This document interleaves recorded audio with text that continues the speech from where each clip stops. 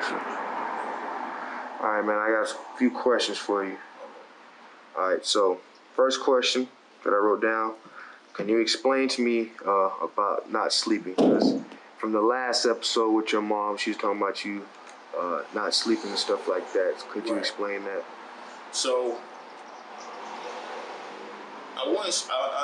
lately I ain't really been, the last couple of years I ain't really been big on sleeping in no way, just because of being usually too busy. But the reasoning behind it, I have to be, if I'm steadily putting in this much work and having late nights, early days, and they're all productive days, right? So I get up early, get my workout in, then I go to work, and then when I get off, I'm training people, and then when I'm done training people, I usually do homework or something for the master's program I'm in, and I just do that day in and day out, consistently working, and eventually that'll cause a wider gap, right?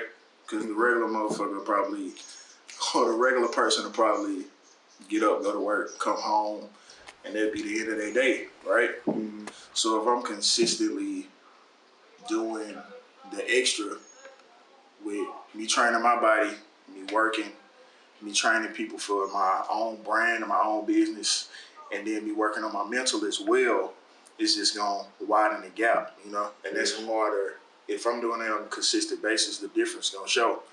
And at the same time, far as now, from losing my pops, staying busy is just better for me, right? Mm-hmm. Just to, keep my mind going on other things and, keeping me busy, keeping my mind off it. That's how I'm dealing with it. So, when you say something about your late father, could you just, tell me about him? Pops was a hard worker. I'm gonna try to say this straight through because I don't really talk about it much, but he was a hard worker. He was a brick mason through and through, And he'd take us with him when we were younger. Mm-hmm. So we knew hard work early, getting up early, being out there lifting, the cement and, grinding that together, real dirty work. Mm-hmm. And so we learned hard work early. But at the same time, he was a hustler too. Oh. So we got to see that side early too, and he taught us, a lot of ways to hustle and make it so where you won't ever have to go without, because a job ain't always gonna be there, right? So by the time, like early stages, middle school, high school, I was already like seasoned and stuff that people would catch on to when they older, like in high school and stuff. But and on top of that, my brother was 4 years older than me, so by the time people were doing clubs and stuff that were my age, I had been on doing it and been on in the trenches of the thick of the street stuff. So they weren't really nothing kind of new to me when it was supposed to be. So it got older quick. But Pops was a hard worker, a hustler, and he taught us a lot. We miss him a lot, and just dealing with it how we can. Feel that, man. Feel that. Well, he's proud of you for sure. I know that. Yeah. So what caused the switch right now in your life? What, Well, the switch happened, I say, it was probably the end of 2000, or it was the year 2010, right? 2010. Yeah. 2010 when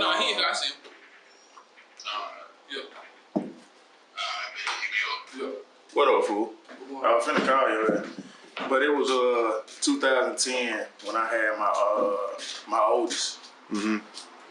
And it really just caused me to like analyze the situation around me, because up until that point, it was, I wanted to do everything like how my pops did. My pops was in the street, he was a hustler and all that. So, but that kind of made me analyze, or the first time I thought about, the future and what I wanted for my kids myself. So it made me think about, school and look around and see, people who was in the environment doing what they were doing in the streets, and nobody was rich. Nobody was well off enough to, get their kids whatever they wanted without it being a financial problem. So from that moment, I knew I needed to start thinking about school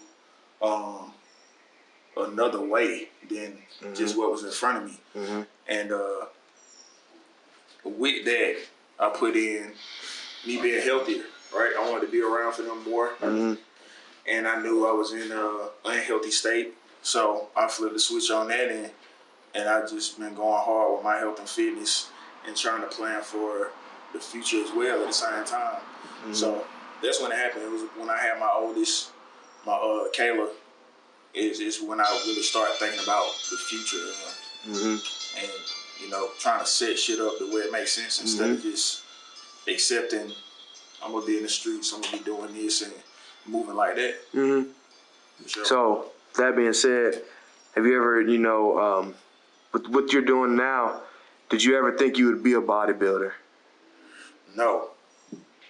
When I first came, the first dream was music, right? Rap. I was gonna rap first, and I was 100,000% sure that's the way I'm rapping, and that was the end of it. But I had made a self kind of I'll say a self limit to where it's like if I don't see this kind of return from it, then I'll switch to something else. Which I went through a lot of things. I did music, I did tattoos for a extended amount of time, and so I bounced around to a lot of different things. But bodybuilding, I never had a dream or a passion to do that. I kind of fell into it. Once I got to a certain fitness level, people just kept asking me about it and was like, do you compete and do you do this or that? And I was like, nah, I don't know that about that, in that kind of way. But them asking me constantly kind of made me look into it. And it put it on my mind heavy the way I was thinking about it a lot. So I was like, I'll try it out. If I like it, I'll keep doing it. If I don't, I'll let it go, right? But I think I did my first show in 2017, and it was fun. So that's just what I ran with. What was fun. I had the body for it, so I just took off with it as that. And like even still now, it's a lot of people who's in it who I don't even really know, but but the bigger names that's coming out, I see them in passing or on social media or something, but still, that was never a dream of mine. I just fell into it. It's dope, man. All right, last question I got for you. Just tell us, what's your typical day? A typical day. I usually get up around 4 or 5, and then I go work out for myself. I usually run 5 or 6 miles a day, and then if I have time, I'll lift right after my run. Then I'll go work at the hospital in the rehab department from probably 8:30 to 3:30, somewhere around that time. And from the time I get off from 4 to like 10:30, 11, I'm training people, back-to-back clients. And then after that, go home and do homework until like 11 or 12, sometimes 1. And then go to sleep for 3 or 4 hours and right back to it. That's the same thing. Right back to it.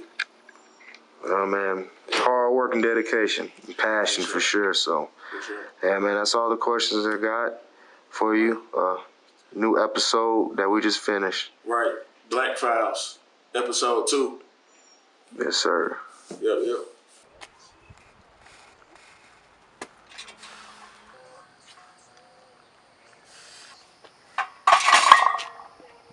The secret is I'm always tired, right? I just don't mind it. That's a sacrifice I take in order for me to get where I'm going. So the worst excuse for somebody to tell me is I don't have time to work out, I don't have time to do something. If I told people my schedule, they'd probably start crying.